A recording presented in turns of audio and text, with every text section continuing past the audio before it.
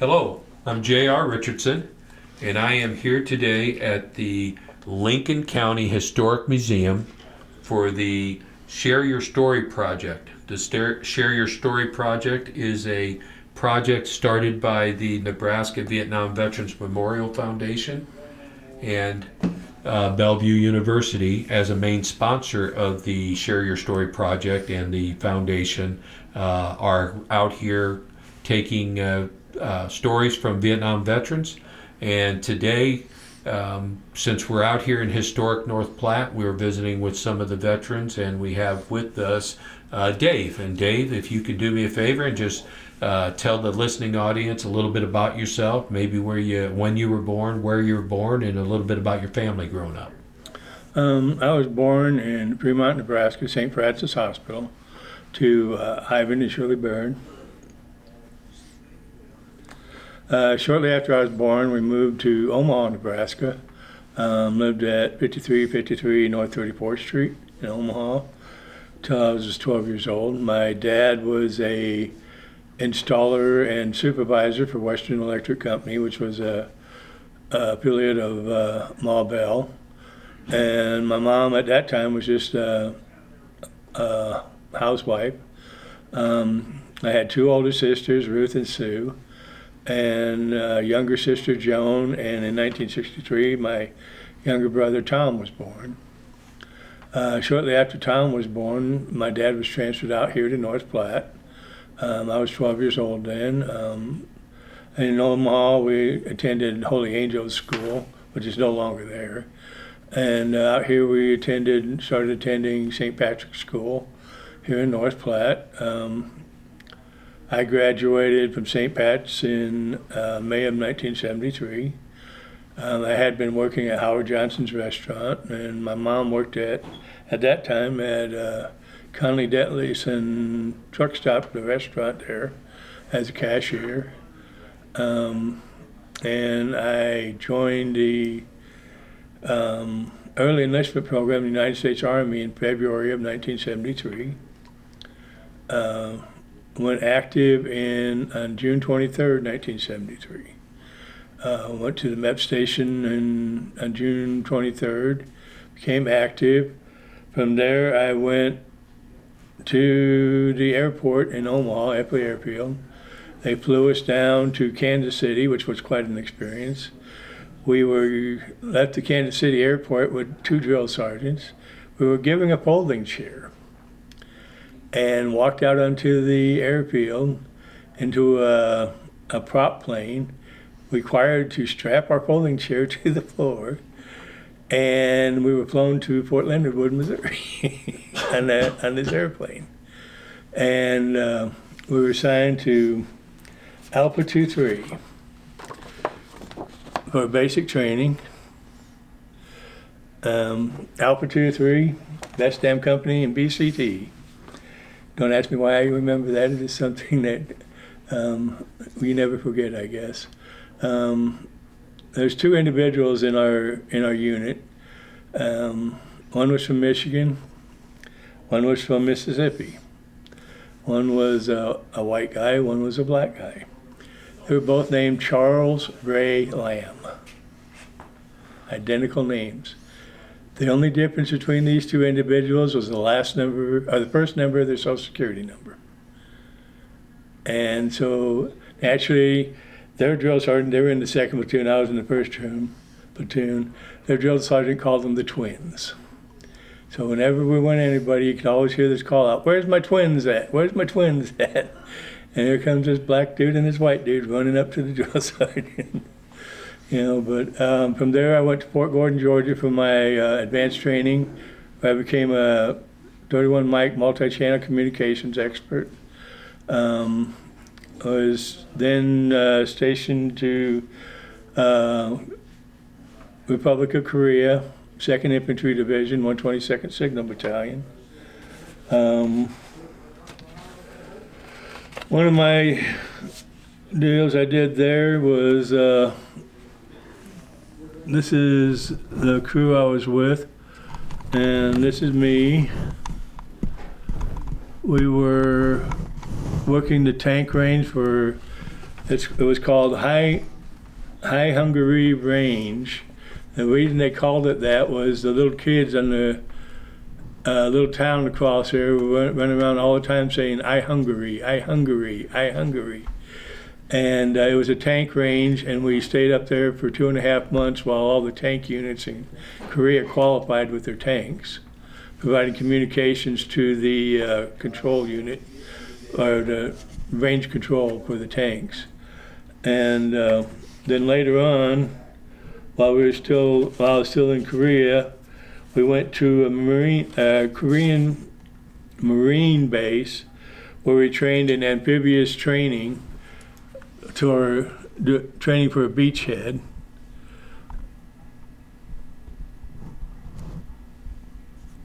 And this is some of my friends and me loading up and training for beach landings.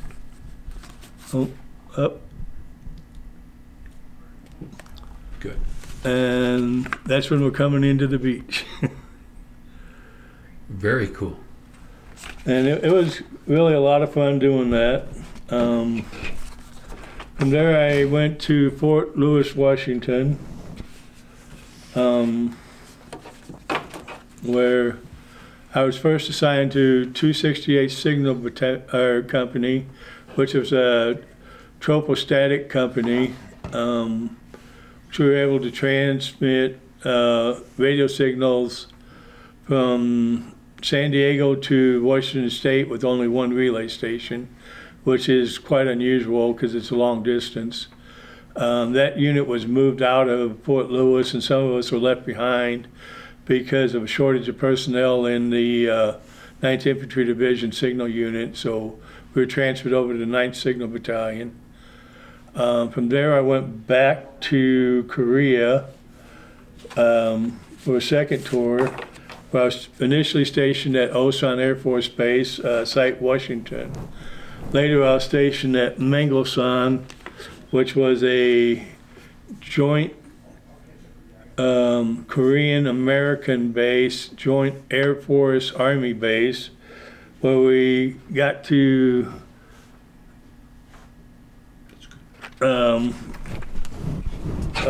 provide communications for the Air Defense, 38th Air Defense Brigade, and the Korean Air Defense Brigades to protect the from the North Korean Air Force, I guess. From there, I went to Fort Bragg, North Carolina, where I was assigned to 25th Signal Battalion. Sorry, I'm getting ahead of myself. As part of 25th Signal Battalion, I was made a member of the Ready Deployment Force, which meant I had, they called my phone, I had 2 hours to have baggage and my crew to Pope Air Force Base within 2 hours of the phone call, ready to get up on a plane and go wherever we were going to be deployed to. That was a 2-year stint on the RDF, and we never failed in our mission. We had to have go through inspections on a monthly basis. Our equipment had to be 100% ready to go at all times, and like I said, we never failed a single inspection, my crew, the whole time I was there. From there I went to Crailsheim, Germany, where I was with Company D, 11th Air Defense Signal Battalion. We provided communications for 2 Air Defense Brigades, 94th and 108th Air Defense Brigades. We covered, Signal Battalion covered all of Germany with providing communications with 4 Air Defense Brigades and 32nd Air Defense Command. I provided, I initially was a training NCO for 485 people, making sure they received all their training, proper training. They were physical training, were qualified, NBC qualified, had all their training manuals and everything else, and I received multiple awards for that. And then I went to Site Washington, which was one of the main relay stations. And then I came back and finished out as the training NCO in my last year of the 3-year stint. I re-enlisted there and changed MOSs to become a 13P, which is a fire direction specialist for Lance missiles and multiple launch rocket systems. Went to Fort Sill, Oklahoma for my advanced individual training and was assigned to Battery D Training Command Battalion, which was responsible for training batteries and battalions and the multiple launch rocket system, which was a brand new system at that time. I personally had a hand in training 5 different individual batteries and 4 battalions. Wow. That all ended up being involved in Desert Storm eventually. I left there and went to a 2-year tour in Germany, at Kreilsheim, Germany, with Charlie Battery 4th of the 12th Lance Missile Battalion, which is a nuclear capable battalion. And I went back from there back to Fort Sill, Oklahoma, where I worked as a senior instructor at the Fire Direction School for Lance MLRS, and finish out my time in the Army as a senior fire direction instructor.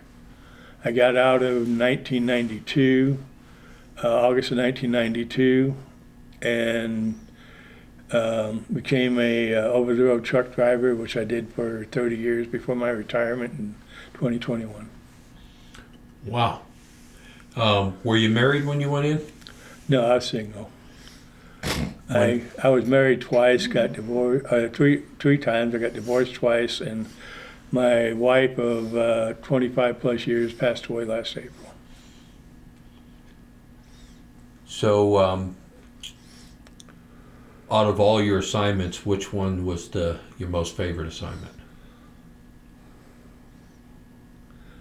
Probably my time with Delta Training Command Battalion, because I was did a lot of travel.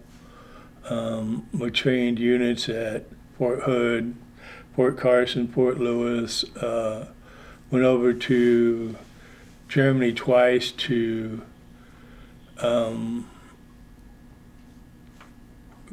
do evaluations in units that had already been trained. We went to Fort Riley to retrain a unit. We went to Fort Stewart to do like an RTEP for a unit. We got to do a lot of travel, and we did the one time, I can't remember what year it was, but they brought in how would I put this?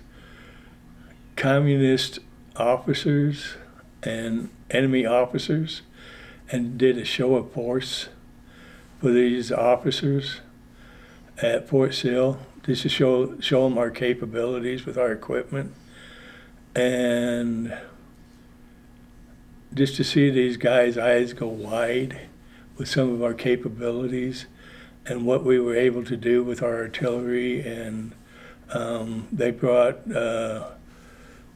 I don't know what, the C-130 with the miniguns and the cannon. Yeah, the gunships. Yeah, the gunships and all that stuff down there. And just watching these enemy officers just looking at all this stuff go off and firing 12 rounds of MLRS and just watching the whole grid square disappear. You know, and it was just amazing just watching these people just, you know, they didn't ooh and ah, but you could tell they were impressed by what they were seeing. So. You talk about Delta training. Is that Delta Force type training? Is that where that comes from? No. Delta Training Command Battalion.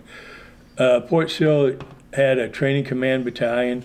Alpha Company was 155. Bravo Company was 8-inch artillery.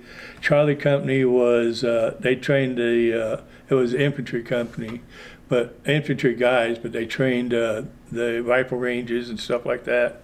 And then Delta Company was just the MLRS. Delta Battery was the MLRS. That's all we trained was MLRS. Right. And it was just all training is all we did. Well, there was a couple of things that you had mentioned to me when we were visiting. One of them I might be wrong because I visit with so many people, but first question or item I'd like you to just visit a little bit about is you're kind of a transition soldier because the Vietnam War draft had just, Yes. for all practical purposes, ended. Yes. And the all-volunteer force was just starting. Yeah. So, what was your experience there? I went through basic with the last two draftees, and these guys hated it. But one of them actually ended up becoming a sergeant major in the Army in the engineers, because once he got into it, he enjoyed it so much that he stayed in for 30 years. That's incredible. And then the other thing you had told me, and again, unless I got my wires crossed, while you were in Korea, which has always been a hotbed. Oh, yeah. They discovered something while you were there that made tensions a little tight. Yeah, when I was in 2nd Infantry Division, which is, when you first get there, they tell you your life expectancy, if the North comes south, is like 20 seconds. And as an 18-year-old kid, you're sitting there like, okay. So hopefully they don't come.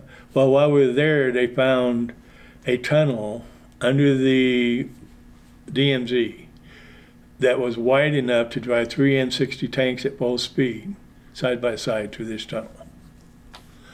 And they were trying to keep it secret that they had found this tunnel. And then this major and his driver decided they were going to go check out the tunnel. And they set off a booby trap. Well, that put everybody on alert. So we went on.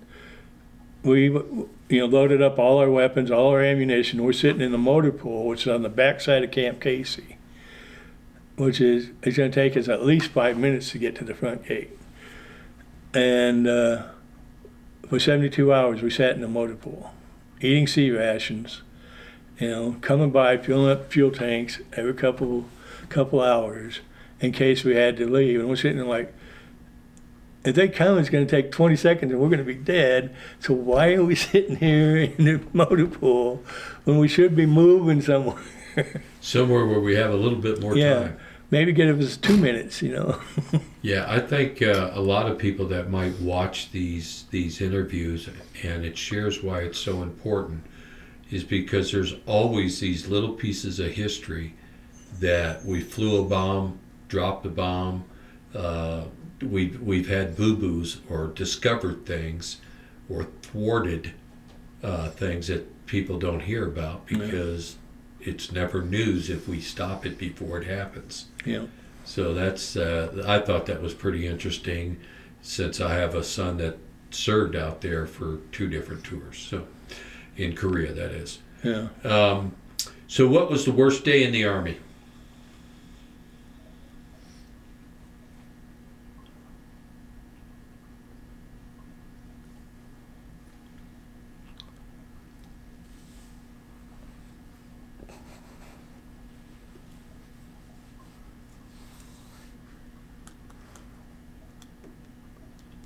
I think it was 88. 2 Chinook helicopters went down in Arkansas.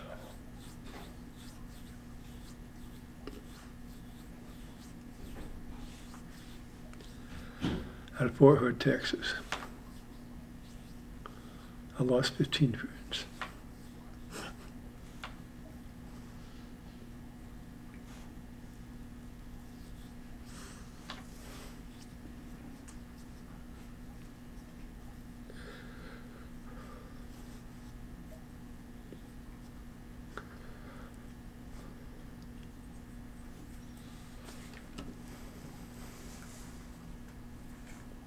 It goes to show how every day is precious.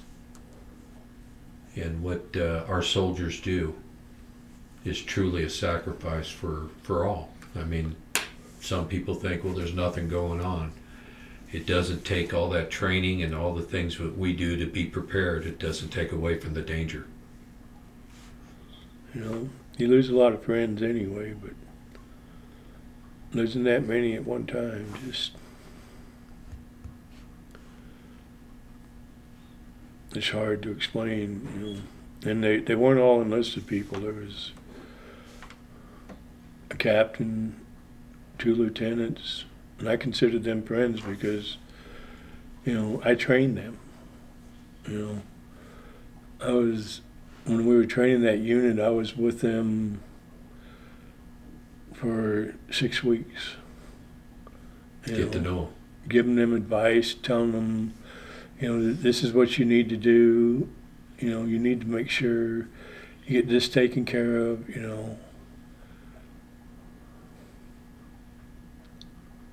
And just to, I don't know. You meet so many people, and even for a short amount of time.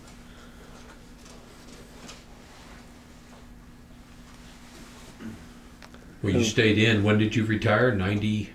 I got out in 92, right after Desert Storm, just like a lot of guys, because, you know, there's a lot of divorces going on then, and I was one of the guys that was in the middle of a bad divorce, so, you know.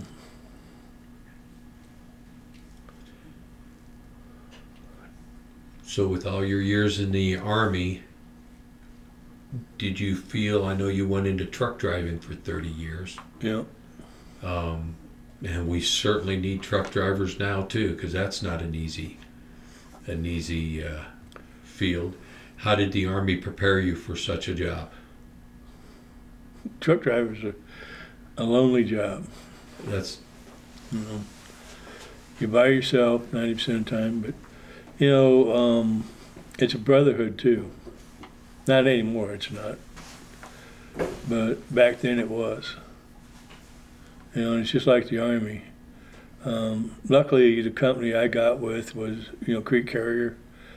Back then, if you see a red truck on the side of the road, there's probably 2 or 3 of them right there with him. You know, seeing if they could stop and help. And it's just like the Army. You know, when I was at Fort Bragg, I was getting ready to go to Germany the first time. And I was on my motorcycle, and I was heading out the back gate and going downtown, and I seen this other motorcycle, and it ran into the back of 2 cars. Okay, there was 2 guys on the motorcycle, and they went flying over the cars, and both guys were in bad shape. And I immediately stopped my motorcycle, jumped off, went over to check on them, and 3 cars stopped. One of them happened to be a special forces doctor, and everyone's running over to see if they can help these guys. They were soldiers. You knew they were soldiers because this road led to the back gate, you know. And all these guys are stopping to try and help, and you know, and truck driving used to be the same way. But, you know, the sad part was when the ambulance shows up, they tell this doctor, you can't touch him. And the doctor says, I'm a doctor. You can't tell me I can't touch him. He said, well, this is North Carolina. You can't touch him. You're not on base. You can't touch him. You know? And the one guy was dead. There was no doubt. He snapped his neck. I mean, his helmet hit like this and his body flipped. You know, there was no hope for him. But the other guy, the doctor could have saved him. And they wouldn't let him do nothing. wow. And these guys, I mean, all these other soldiers are ready to kill somebody because these medics wouldn't let them do nothing. You know? And it's like, why? You know? Yeah, soldiers and military have all seem to want to take care of their own, make sure they stop what they're doing, see Yeah. how they can help. You know, and it's always going to be like that, even still. I mean, Keith knows. Yeah. We don't leave anybody behind, you know, no matter what. You know, Mike knows, you know. Yeah. You know, we might give each other a load of crap. Yeah, we wouldn't love each other if we didn't. You know, it's like, I tell everybody this story 1,000 times. You know, when we first started having our conventions at Cornhusker Hotel, right, we're all lined up checking in. And this kid behind the counter, he's just got this ghastly look on his face. You know, because we're sitting here in line and we're giving each other crap, okay? And I get up there, you know, and he says, he's asking me about all these scars on my arm. He says, man, where'd you get all them scars from? I said, working on cars. This one came from my dog. And oh, you didn't get those in combat? No.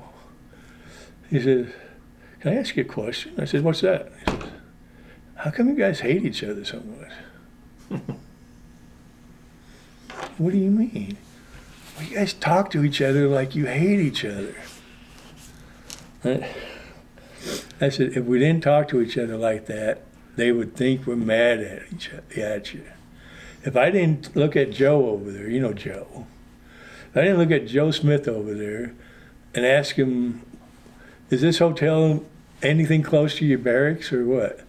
You know, he'd think I was mad at him. Because he was in the Air Force, you know. Everybody knows the Air Force stays in hotels and eats steaks 3 times a day, you know. And, you know, and then he turns around and gives me some stuff about the Army, you know. And, you know, if there's a Marines over there, I'd hand him a box of crayons for dinner, you know. And he's sitting there like, so this is normal? Camaraderie. It's the brotherhood and the sisterhood, Yep. you know. And he says, so I should expect this all weekend. Pretty much. You know, but, you know, that's our life, man. But I tell you one thing, if somebody gets in somebody's face, you can see every one of these guys standing behind that person. Yeah. Because you don't mess with us. No, We no. can mess with each other. And I don't care if you bring the biggest linebacker from the Nebraska football team out here messing with one of these guys, he's going to have 50 guys standing behind him. And that linebacker ain't going to mess with all 50 of them. I guarantee you. Yeah, no, they're it's a close brotherhood. It's and then you remember them for forever. You might forget the names, but you don't forget the person. No. And, you know, it's hard to explain, you know. And, you know, my brother, he's got his, you know, his Marine friends. And it's easy for him to remember because you got West Coast Marines and East Coast Marines, you know. Yeah. In the Army, it's a little bit harder because you don't know where you're going to be stationed at. And the Air Force is probably the same way. You know, you have some people, there's some people I still in contact with. Right. But a lot of the people I served with, I have no idea where they're at. You know. Yeah, it's a big world out there, and we're all over it. That's the other thing that's different. We're in more places as time goes on. We don't get in fewer places. There's fewer of us everywhere, but now we are everywhere. Yeah. And you know, there's some guys I wish I knew where they were. And I tried getting in touch with some of them because they were close, you know, I mean real close. But you know, we went separate ways. Like when I went into the artillery, I got away from a lot of the guys I knew in Signal that were real close. Yeah. And I tried to get in touch with some of them, but it's hard to find some of these people, you know. You know, I thought I found one a couple of days ago on Facebook, and he said, I don't think I know you. And I said, yeah, I know you. I know your name, and I know your face. Well, I don't think I know you. Cause I said, well, yeah, I got fat and I got ugly, so what the hell, man? Yeah, as we go on for the listeners there are a lot of different organizations now that kind of helps, because there might be a Dave over on the West Coast right now that you served with that wants to find other people too. So there are a lot of smaller groups and even larger ones that they feed into to find their buddies and see where they're at. So that's kind of a neat thing. What, Dave, what would you recommend? Because you know the world's changed, and people are looking at service differently. Some are, some aren't. I mean, some of them, sometimes things never change, but that one person that looks up to you in the neighborhood, and they know you as more than the get off my lawn guy. What would you recommend to them when they're thinking about serving their country today? Do it. You still think there's a reason to do it? Yeah. You know, I mean, my daughter wanted to, but she got attacked by somebody, and now she has PTSD, so she couldn't. Right. You know, she wanted to follow in my footsteps. You know, and it really upset her when they told her she couldn't. Yeah, it's tough. You know, and I don't know if she would have made it, because she's got my attitude, and they don't accept that these days. You know, 'cause I was one of those guys. I'm one of those guys, and my daughter's just like me. I can't keep my mouth shut. You know, how I made it to you know, Keith, you know, when I go, if you stuck around for the meeting, if they're doing something, and I think, you know, this is screwed up, I'm the guy that will stand up in the meeting and say, no. Do you guys realize how stupid this is? You know, because I'm that guy. But you know, that guy is always needed. And a lot of people, it's not popular. Sometimes it's almost like the "you need me on that wall" speech. Well, you need that guy. Well, because even the best commanding officers. And my best friend, Joe Smith, is the same guy. Yeah. You know, and he won't admit to this, but the only reason he stayed in the BFW is because of me. Yeah. Because he was ready to quit, but you know, that's neither here nor there. You know, my big deal, you know, you haven't asked me yet, but I'm gonna go ahead and say it. When I came back from Korea the first time, flew into Travis. Okay, I'm flying Tiger Airlines. Imagine that. You didn't even know they existed, did you? Travis Air Force Base, and we took a cab down to San Francisco, and it was amazing. 4 GIs walking through the airport, and people just scattered, wouldn't get anywhere near us. Literally. I flew into Denver, same thing. People wouldn't even, it was like I had this, you know, power to separate people. I could walk down the middle of the airport in my uniform, and it was like people just hugged the walls on both sides. It's like, you know, just walk down there just like that, you know, screw you people, you know. So they just, those that most likely assuming you're just part of the Vietnam War conflict because you're in uniform. And you were in uniform, they didn't want nothing to do with you. Yeah.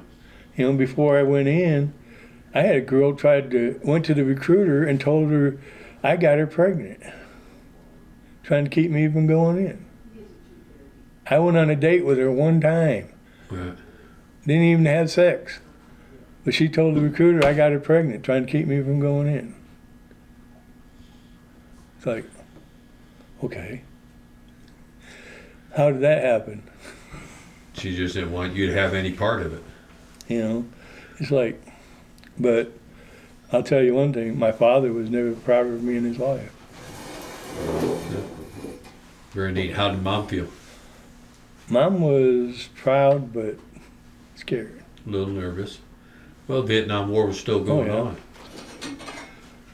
So, yeah, we know all the way to the fall of Saigon, there was everything going on. So. Yep. In Korea, hell, when you were over there, the war wasn't even over. No, still ain't over. Yeah. So, but no, that's it's neat to have that family that supports Well, what you do. And I had, all my uncles served except for one, and he had a heart murmur. And one of my uncles was a prisoner of war in Germany, so I had a long list of heroes to follow. Did you ever get a chance to talk, for lack of a better word, war stories with your uncles? Yeah. Not even my Uncle Joe, who was a prisoner of war in Germany. They wouldn't share, huh?